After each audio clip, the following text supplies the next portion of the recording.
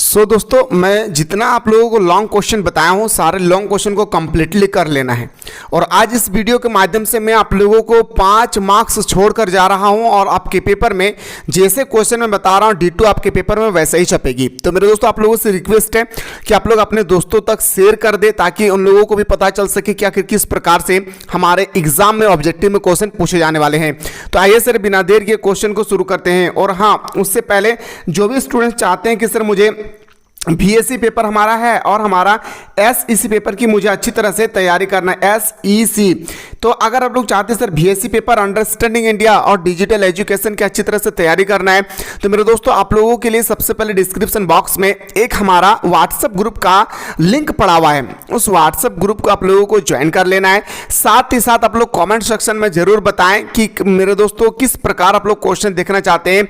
और आप लोगों को मेरे दोस्तों जितना ज़्यादा हो सके उस व्हाट्सएप ग्रुप को भी शेयर करें ताकि बीबीएम के यूनिवर्सिटी के सारे विद्यार्थी उस ग्रुप में ज्वाइन करके अपने कम समय में बेहतरीन तरीके से तैयारी कर सके।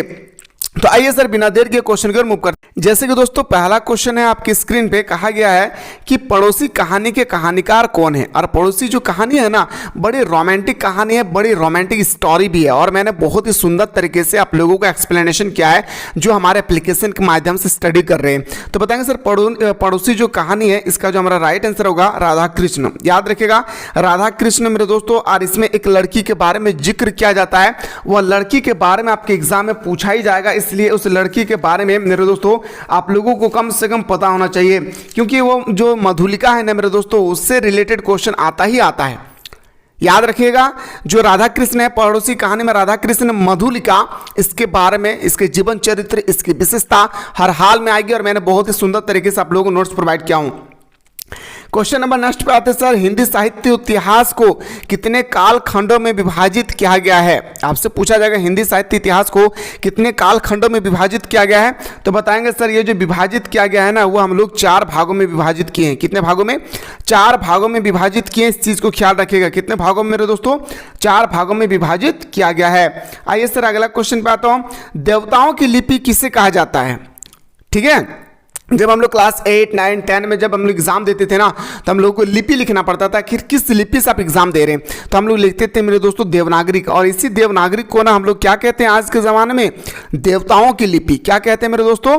देवताओं की लिपि कहते हैं। अगला है सर क्वेश्चन नंबर नेक्स्ट है कि प्रेमचंद का जन्म कहाँ हुआ था। अब क्वेश्चन आती है कि प्रेमचंद का जन्म कहाँ हुआ है। मेरे दोस्तों मैं कुछ आप लोगों को चीज़ बता रहा हूँ उस पर थोड़ा सा गौर कीजिएगा। जो हमारा मुंशी प्रेमचंद जी है चाचा, याद रखिएगा इसका जन्म होता है 31 जुलाई। कहाँ होता है मेरे भाई?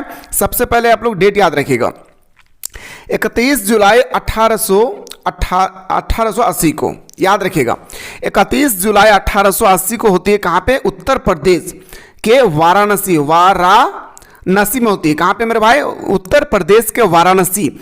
लेकिन आपसे गांव पूछा जाएगा तो आपको बताना लम्ही गांव। कौन गांव? लम्ही गांव बताना है। पूरा डेट याद रखिएगा 31 जुलाई 1880 उत्तर प्रदेश के वाराणसी जिले के लम्ही गांव में इसकी जन्म हुई थी। अगला है सर पुरस्कार कहानी के किसने लिखा है। जो हमारा पुरस्कार कहानी है आखिर ये किसने लिखा है? तो पुरस्कार कहानी जो है मेरे दोस्तों लिखने वाला था जयशंकर प्रसाद। कौन हो जाएगी सर? जयशंकर प्रसाद। आप जयशंकर प्रसाद के बारे में कुछ टिप्स याद रखिएगा। पहला, जयशंकर प्रसाद की जो जन्म होती है वो कब होता है तो बताएंगे सर 30 जनवरी। हाँ 30 जनवरी 1889।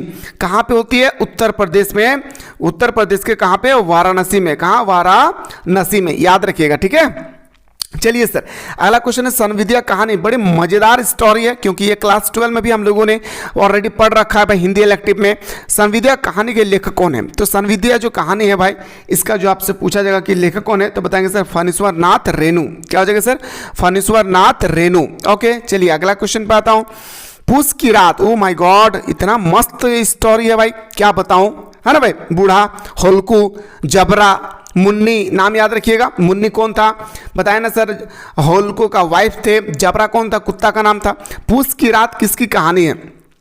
जो हमारा पूस की रात है मेरे दोस्तों वो आपसे पूछा गया कि किसकी कहानी है तो बताएंगे सर मुंशी प्रेमचंद जी का। देखिए मुंशी प्रेमचंद अपने नाम जो है ना उर्दू में धनपत राय। याद रखिएगा धनपत राय या नवाब राय के नाम से भी जाना जाता था।